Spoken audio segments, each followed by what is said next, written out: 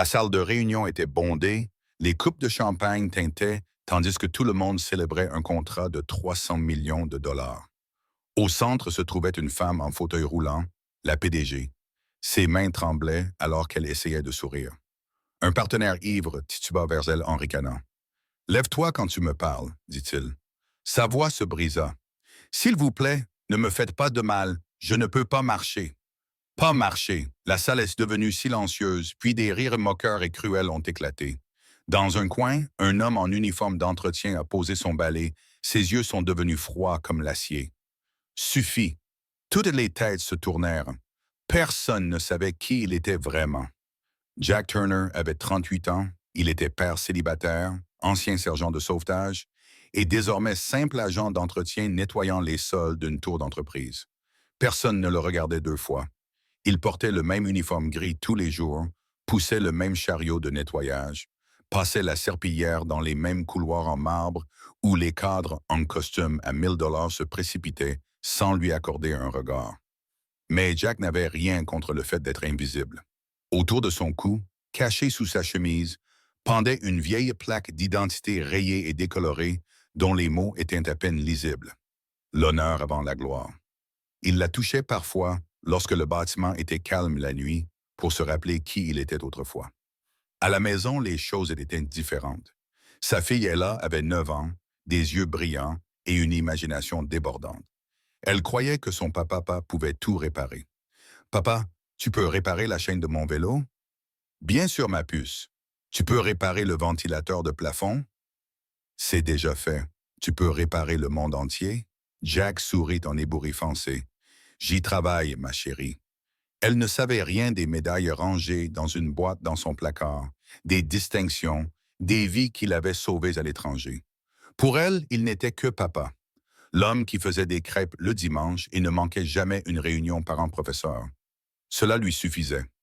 Mais chaque nuit, Jack travaillait de nuit à l'Intech Tower.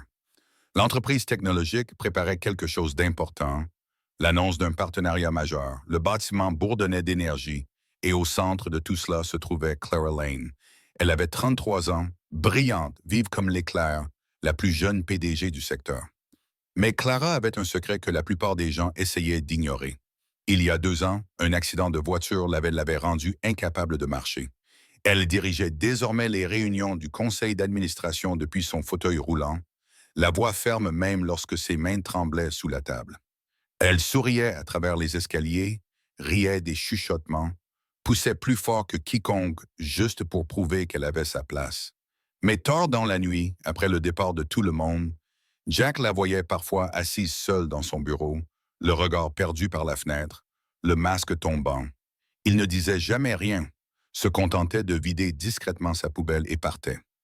Il y avait aussi Richard Moore, 45 ans, actionnaire majoritaire, le genre d'homme qui pensait que l'argent le rendait intouchable.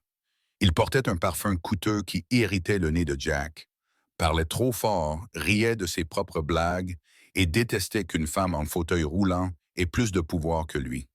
C'est un handicap, disait Richard aux investisseurs autour d'un verre. Comment quelqu'un qui ne peut même pas diriger une entreprise peut-il même pas se tenir debout, diriger une entreprise? Les gens ont ri nerveusement. Personne ne l'a contredit. La veille de la signature du gros contrat, Jack nettoyait la salle de réunion, polissait la longue table, redressait les chaises. Richard est entré, le téléphone collé à l'oreille. Oui, je m'en occuperai demain, elle ne saura pas ce qui lui arrive. Jack a continué à essuyer la table, invisible. Richard lui a jeté un coup d'œil, puis est sorti sans un mot. Jack a posé son chiffon et a touché la plaque d'identité sous sa chemise. Demain allait être un grand jour, il ne savait pas à quel point. Ce soir-là, Jack a bordé Ella dans son lit. Elle serrait fort son ours en peluche. Papa, tu as parfois peur? Et tu fais quoi quand tu as peur? Jack a réfléchi un instant. Je me souviens de ce que je protège et alors je n'ai plus peur. Elle a souri et fermé les yeux. Jack est resté dans l'embrasure de la porte, la regardant respirer doucement dans le noir. Demain, il retournerait à son invisibilité, à nettoyer les sols pendant que des gens puissants concluraient des accords au-dessus de sa tête. Mais si quelqu'un avait besoin de lui, il serait prêt. Le lendemain soir, la salle de réunion brillait comme une scène de théâtre. Lustre en cristal, tour de champagne, Hommes en costume sur mesure, femmes en robe de créateur, flash des appareils photo.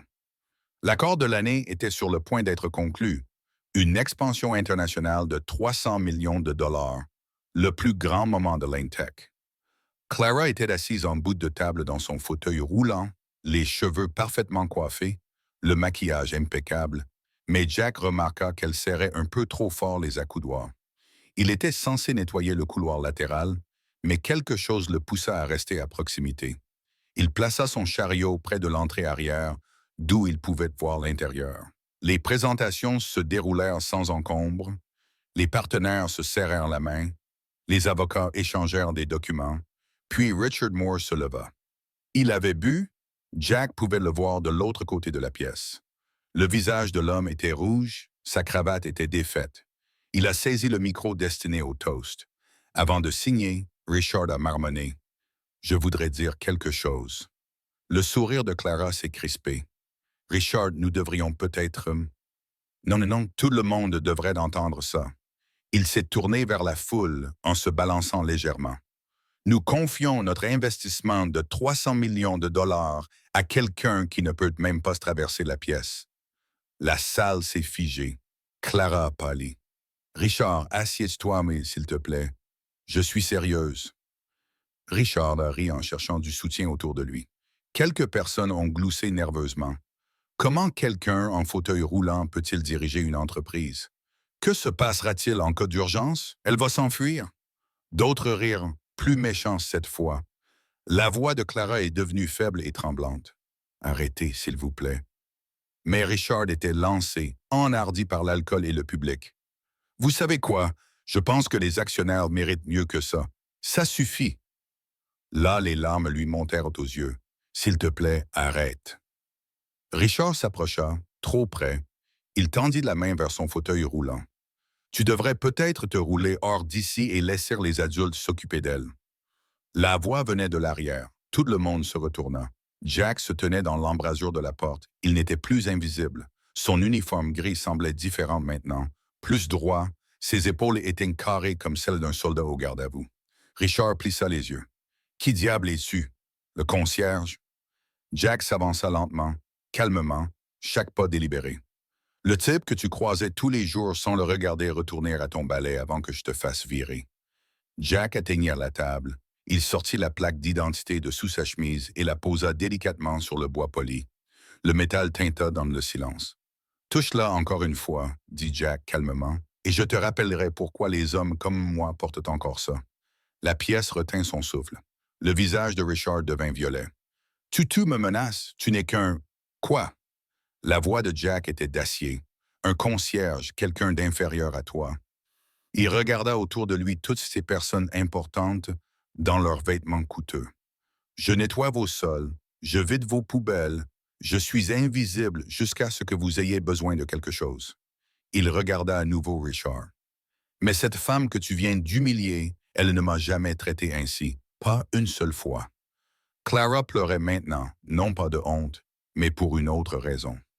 Richard rit nerveusement. « C'est de la folie. » Deux gardes s'avancèrent. Jack ne bougeait pas. Le premier garde tendit le bras.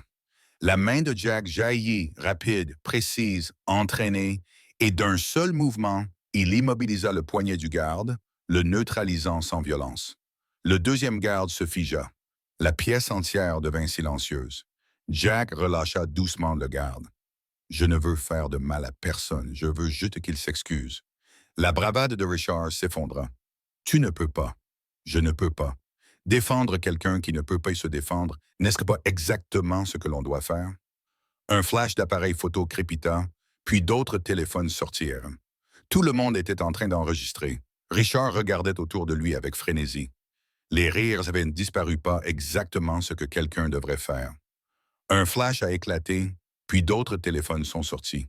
Tout le monde enregistrait maintenant. Richard a regardé autour de lui avec affolement.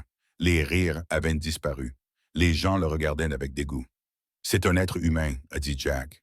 Sa voix a traversé la pièce. Elle a construit cette entreprise, elle a mérité ce contrat, et le seul handicap que je vois dans cette pièce, c'est votre manque de décence humaine élémentaire. Clara a sangloté, une main couvrant sa bouche. Richard a essayé de sauver la face. Vous ne savez pas à qui vous attaquez. Je vais vous détruire. Je vais... Que vas-tu faire? Jack s'est approché, sans menace, juste présent, solide, inébranlable. On m'a tiré dessus.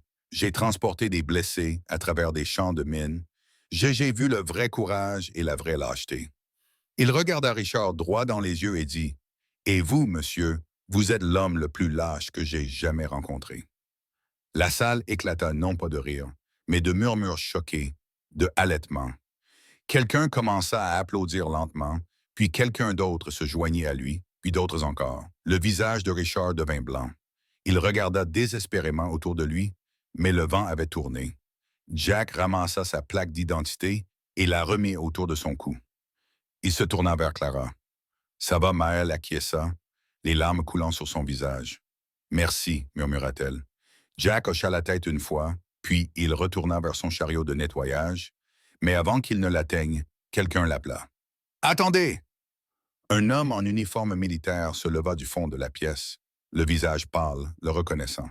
« Sergeant Turner! » Jack se figea. « Sergeant Jack Turner, celui qui a sauvé mon convoi en Syrie. » La salle devint complètement silencieuse. Tous les yeux se tournèrent vers l'homme en uniforme militaire, un colonel décoré, la poitrine couverte de médailles, qui fixait Jack comme s'il avait vu un fantôme. « Sergeant Turner », répéta le colonel d'une voix tremblante. « C'est vraiment vous? » Jack resta figé, la plaque d'identité autour de son cou lui semblait lourde. Richard saisit l'occasion pour rire nerveusement. « Oh, c'est fort! Les grands mots d'un concierge qui joue aux soldats! » Mais le colonel n'écoutait pas Richard. Il marcha droit vers Jack, ses chaussures claquant sur le sol en marbre. « Monsieur Jack, » dit-il doucement, en se redressant instinctivement, « je ne savais pas que vous seriez ici. Vous m'avez sauvé la vie. » La voix du colonel se brisa sous le coup de l'émotion. « Syrie. Il y a 7 ans, notre convoi a heurté un engin explosif improvisé. J'étais coincé dans un véhicule en feu. La salle se pencha en avant. Tout le monde écoutait maintenant. Vous avez couru sous le feu ennemi. Vous m'avez sorti de là. Vous m'avez porté sur 800 mètres jusqu'au point d'évacuation, tout en essuyant des tirs. » Les yeux du colonel. Les yeux du colonel étaient humides. 3 autres hommes avaient essayé avant vous, mais ils avaient tous été immobilisés. Vous n'avez pas abandonné. Jack se dandina, mal à l'aise. « Je faisais juste mon travail, monsieur. »« Votre travail, » dit le colonel en riant, mais avec une pointe d'admiration. « Vous avez pris 2 balles et vous avez continué à courir. Le médecin a dit que vous ne les aviez pas laissés vous soigner tant que tout le monde n'était pas dans l'hélicoptère. » Partout, des téléphones étaient sortis pour enregistrer la scène. L'expression suffisante de Richard se fissurait. Cela ne voulait pas dire « tais-toi », signifiait « tais-toi ». Le colonel ne le regarda même pas. Le sergent Turner reçut la Silver Star pour cet acte. Il fut recommandé pour des honneurs plus élevés, mais il quitta l'armée avant que les formalités administratives ne soient terminées. Clara porta la main à sa bouche et regarda Jack avec un regard nouveau. « Pourquoi? » demanda quelqu'un dans la foule. « Pourquoi êtes-vous parti? » Jack resta silencieux pendant un long moment, puis il parla d'une voix à peine plus forte qu'un murmure. « Ma femme est morte d'un cancer. Elle s'est battue pendant 2 ans pendant que j'étais déployé. » Il toucha la plaque d'identité. « Je suis rentré pour les funérailles et j'ai vu ma fille, âgée de 9 ans, toute seule, et j'ai réalisé que je menais le mauvais combat. La pièce était si silencieuse qu'on pouvait entendre les gens respirer. Alors je suis parti, je suis rentré chez moi, et j'ai recommencé à zéro. » Jack regarda toutes les personnes importantes présentes. Il s'avère qu'il y a beaucoup de combats à mener ici, mais ils sont différents. Clara pleurait ouvertement, tout son corps tremblait, puis elle fit quelque chose que personne n'attendait. Elle prit la plaque d'identité autour du cou de Jack. Ses doigts tremblaient lorsqu'elle la retourna et se figea sur le dos. À peine visible sous des années d'usure, un autre nom était gravé. Robert Lane. Elle murmura. Jack resta immobile. Clara leva les yeux vers lui, les larmes coulant sur son visage. C'était le pardon. Il m'a parlé de toi avant de mourir. Il m'a parlé du soldat qui l'a sauvé, qui lui a donné 5 années supplémentaires pour me voir créer cette entreprise. La pièce a éclaté en sanglots. Ton père était le colonel Robert Lane, dit Jack doucement. Il m'a donné cette plaque la veille de mon départ, en me disant de me souvenir que certaines choses comptent plus que la gloire. Clara se couvrit le visage de ses mains, les épaules secouées de sanglots. Il est mort il y a 2 ans, murmura-t-elle, juste avant mon accident. Je pensais, je pensais avoir tout perdu. Sa force, sa protection. Elle leva les yeux vers Jack, les yeux rouges et gonflés. Mais tu as été là tout ce temps pour me protéger sans que je le sache. Je ne savais pas que tu étais sa fille. Elle m'est tout perdu. Sa force, sa protection. Elle leva les yeux vers Jack, les yeux rouges et gonflés. Mais tu as été là tout ce temps pour me protéger sans que je le sache. Je ne savais pas que tu étais sa fille, admet Jack. Je ne l'ai su qu'à l'instant, quand j'ai vu le nom Lane sur le bâtiment.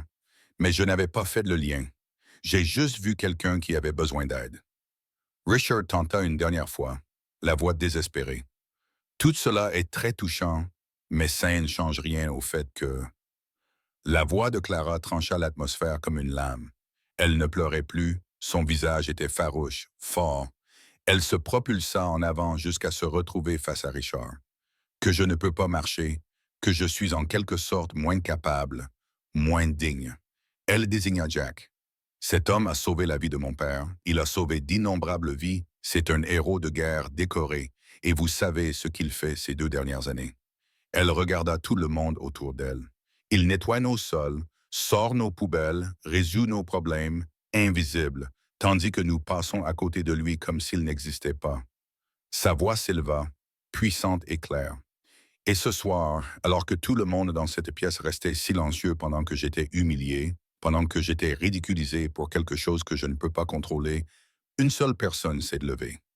Elle désigna Jack, le concierge, l'homme invisible, la seule personne que tout le monde considérait comme inférieure. La voix de Clara a baissé la voix, mais elle était calme et très sérieuse. Alors laissez-moi vous poser une question. Qui ici est réellement handicapé? Moi, parce que je ne peux pas marcher, ou chacun d'entre vous, parce que vous n'avez pas eu le courage de faire ce qui était juste? La salle a éclaté, non pas de rire, ni d'applaudissements, mais d'une ovation debout tonitruante. Richard se tenait seul au centre, le visage violet de rage et d'humiliation. C'est fou, je possède 20% de cette entreprise. Vous ne pouvez pas seulement la sécurité, dit Clara calmement. Veuillez escorter M. Moore hors du bâtiment et appeler nos avocats. Je veux qu'il soit démis de ses fonctions au conseil d'administration d'ici demain matin. 2 agents de sécurité, différents cette fois-ci, s'approchèrent de Richard. Vous allez le regretter, cria Richard alors qu'il le prenait par les bras. Vous tous, je vais tous vous poursuivre en justice. Je vais détruire cette entreprise. Mais personne ne l'écoutait. Les caméras le suivirent alors qu'il était traîné vers la sortie, criant des menaces qui s'affaiblissaient peu à peu jusqu'à ce que les portes se referment derrière lui. La salle poussa un soupir de soulagement. Clara se tourna vers Jack, son expression s'adoucit. « Tu t'es levé alors que personne d'autre ne l'aurait fait, dit-elle doucement, même si cela pouvait te coûter tout ce que tu possèdes. » Jack secoua la tête. Certaines choses valaient la peine de tout perdre, comme l'honneur, comme faire ce qui est juste. Clara sourit à travers de nouvelles larmes. Mon père disait la même chose tous les jours. Elle tendit la main. Jack la prit doucement. Merci, murmura-t-elle, de l'avoir sauvé, de m'avoir sauvé, d'avoir rappelé à tout le monde ici ce qu'est réellement le courage. Jack acquiesça une fois, de manière professionnelle et respectueuse, mais quelque chose d'inattendu se produisit alors. Une petite voix s'éleva depuis l'embrasure de la porte. « Papa !» Tout le monde se retourna. Elia se tenait là, en pyjama, serrant son ours en peluche. La voisine de Jack se tenait derrière elle, l'air désolé.